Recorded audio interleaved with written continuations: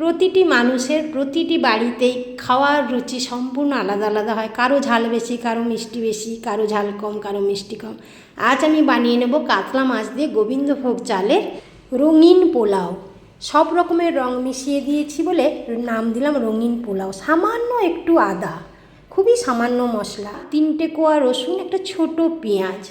গোবিন্দভোগটা আমি ধুয়ে জল ঝরিয়ে নিয়েছি। আর খাবারটাকে রঙিন করার জন্য নিয়ে নিয়েছি ক্যাপসিকাম, গাজর, একটা ছোট আলু। যেহেতু চিনির ব্যবহার করব না, একটু কিশমিশ আর কাজু নিয়েছি, আর গোটা গরম মশলা আর একটু সাদা জিরে নিয়েছি, গোটা জিরে। মাছটা তেল গরম খুব করে গ্যাসটা কমিয়ে দিয়েছি, দিয়ে ধীরে ধীরে আমি মাছের মাথাটা একটু ভেঙে ভেঙে ভেজে নেব। যেহেতু তেলের ব্যবহার কম করছি, সেই জন্য আমি একটু ধীরে ধীরে রান্নাটা করছি। মাছটা কত সুন্দরভাবে ভাজা হয়ে যাচ্ছে এত অল্প তেলে, দেখুন।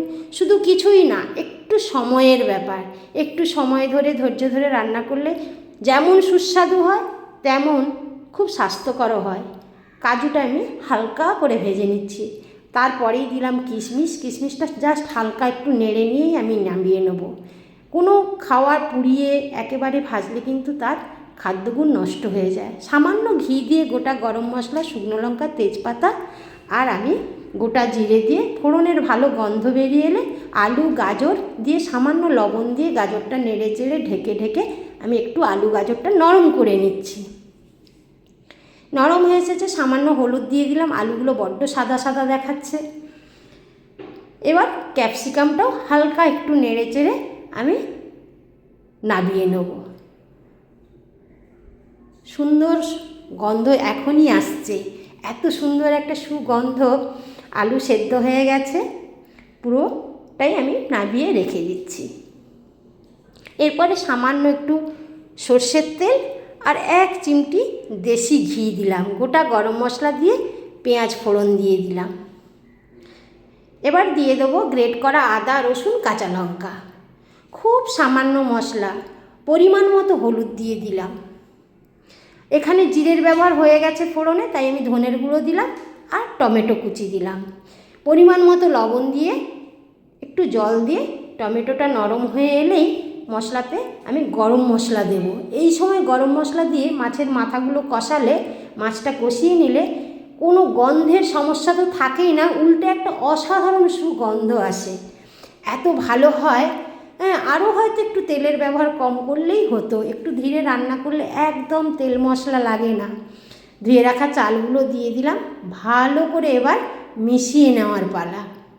আমি কিন্তু গরম জল ব্যবহার করব। যতটা চাল নিয়েছি তার ডবল জল দেব, কিন্তু জলটা অবশ্যই গরম জল দেবো। সমস্ত সবজিও আমার প্রায় সেদ্ধ হয়ে গেছে। গরম জল দিয়ে ভালো করে মিশিয়ে নিয়ে এখানে আর আমি তেল ঘি ব্যবহার করব না।